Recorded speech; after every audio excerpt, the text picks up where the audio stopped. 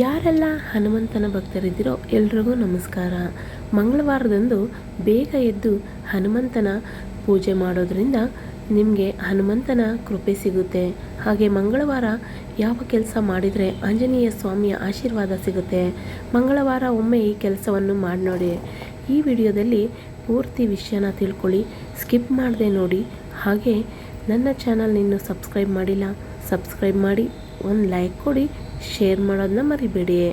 ಹಾಗೆ ಹಿಂದೂ ಧರ್ಮದಲ್ಲಿ ವಾರದ ಎಲ್ಲ 7 ದಿನಗಳು ಯಾವುದಾದರೂ ಒಂದು ದೇವರ ಅಥವಾ ದೇವತೆ ಸಮರ್ಪಿತವಾಗಿರುತ್ತದೆ ಎಂದು ನಾವು ಹೇಳ್ತೇವೆ. ಅದೇ ಈ ರೀತಿ ಮಂಗಳವಾರ ಹನುಮಂತನ ಪೂಜೆ ಮೀಸಲಾಗಿದೆ. ಈ ದಿನದಂದು ಯಾರು ಬಜರಂಗ ಬಲಿಯನ್ನು ಶುದ್ಧ ಮನಸ್ಸಿನಿಂದ ವಿಧಿವಿಧಾನಗಳ ಪ್ರಕಾರ ಪೂಜಿಸ್ತಾರೋ ಅವರ ಎಲ್ಲ ಆಸೆಗಳು ಈಡೇರುತ್ತವೆ. ಇದಲ್ಲದೆ ಆ ವ್ಯಕ್ತಿಯ ಎಲ್ಲ ದುಃಖಗಳು ಮತ್ತು ತೊಂದರೆಗಳಿಂದ ಪರಿಹಾರ ಸಿಗುತ್ತದೆ. ನಂಬಿಕೆ ಇದೆ, ಅದರಲ್ಲೂ ಮಂಗಳವಾರದಂದು ಈ ಕೆಲಸಗಳನ್ನು ಮಾಡುವುದು ಶುಭವೆಂದೇ ಹೇಳಲಾಗುತ್ತೆ. ಮಂಗಳವಾರ ನಾವು ಮಾಡಬೇಕಾದ ಕೆಲಸಗಳನ್ನು ಈ ವಿಡಿಯೋದಲ್ಲಿ ಪೂರ್ತಿಯಾಗಿ ನೋಡಿ. ಹಾಗೆ ಜೈ ಶ್ರೀರಾಮ್ ಅಂತ ಕಮೆಂಟ್ ಮಾಡಿ.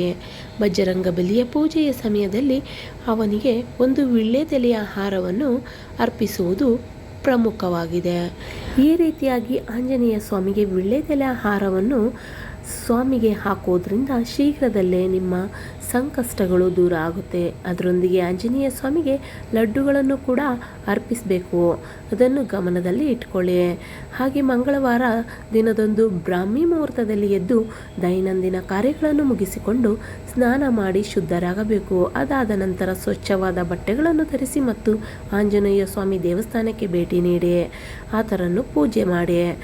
ಮಂಗಳವಾರ ದಿನದಂದು ನೀವು ಆಂಜನೇಯ ಸ್ವಾಮಿ ದೇವಸ್ಥಾನಕ್ಕೆ ಭೇಟಿ ನೀಡಿದರೆ ಆಂಜನೇಯ ಸ್ವಾಮಿ ದರ್ಶನವನ್ನು ಪಡೆದುಕೊಂಡು ನಂತರ ಅಲ್ಲೇ ಸ್ವಲ್ಪ ಹೊತ್ತು ಕುಳಿತು ಹನುಮಾನ್ ಚಾಲಿಸನ್ನು ಪಠಿಸಬೇಕು. ಆಂಜನೇಯ ಸ್ವಾಮಿ ದೇವಸ್ಥಾನದಲ್ಲಿ ಇವುಗಳನ್ನು ಮಾಡಿದ ನಂತರ ದೇವಸ್ಥಾನದ ಮರಳಿ ಬರುವ ಮುನ್ನ ಬೆಲ್ಲ, ಜೇನುತುಪ್ಪ, ಕೆಂಪು ಬಣ್ಣದ ಬಟ್ಟೆಗಳು, ಕಡಲೆಕಾಯಿ ಮತ್ತು ಬೆಳೆಗಳಂತಹ ಕೆಂಪು ಬಣ್ಣದ ವಸ್ತುಗಳನ್ನು ದಾನ ಮಾಡಿ. ಆಂಜನೇಯ ಸ್ವಾಮಿ ದೇವಸ್ಥಾನಕ್ಕೆ ಇವುಗಳನ್ನು ನೀಡಿ. ಮಂಗಳವಾರದಂದು ಆಂಜನೇಯ ಸ್ವಾಮಿ ದೇವಸ್ಥಾನದಲ್ಲಿ ಕೇಸರಿ ಬಣ್ಣದ ಧ್ವಜವನ್ನು ಅರ್ಪಿಸುವುದರಿಂದ ಕುಟುಂಬದಲ್ಲಿ ಆರ್ಥಿಕ ಸಮೃದ್ಧಿ ಹೆಚ್ಚಾಗುತ್ತದೆ.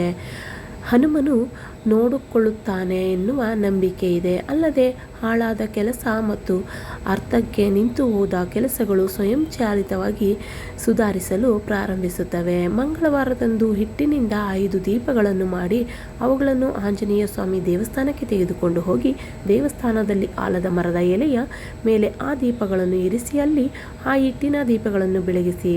ಇದರಿಂದ ಆಂಜನೇಯ ಸ್ವಾಮಿ ನಿಮ್ಮನ್ನು ಹರಸುತ್ತಾನೆ ಎನ್ನುವ ನಂಬಿಕೆ ಕೂಡ ಇದೆ. ಇದರಿಂದ ಆಂಜನೇಯ ಸ್ವಾಮಿ ನಿಮಗೆ ಸಮಸ್ಯೆಗಳು ಇರದ ಜೀವನವನ್ನು ಕರುಣಿಸ್ತಾರೆ. ಜೈ ಶ್ರೀರಾಮ್ ಅಂತ ಕಮೆಂಟ್ ಮಾಡಿ. ಹಾಗೆ ಆಂಜನೇಯ ಸ್ವಾಮಿ ಕೃಪೆಯಿಂದ ನಿಮ್ಮೆಲ್ಲರಿಗೂ ಒಳ್ಳೆಯದಾಗಲಿ ಅಂತ ನನ್ನ ಚಾನಲ್ನ ಸಬ್ಸ್ಕ್ರೈಬ್ ಮಾಡಿ, ಲೈಕ್ ಮಾಡಿ, ಶೇರ್ ಮಾಡಿ. ಈ ವಿಡಿಯೋನ ಇವತ್ತಿಗೆ ಕೊನೆಗೊಳಿಸ್ತಾ ಇದ್ದೀನಿ. ಮುಂದಿನ ವಿಡಿಯೋದಲ್ಲಿ ಭೇಟಿಯಾಗೋಣ. ಧನ್ಯವಾದಗಳು.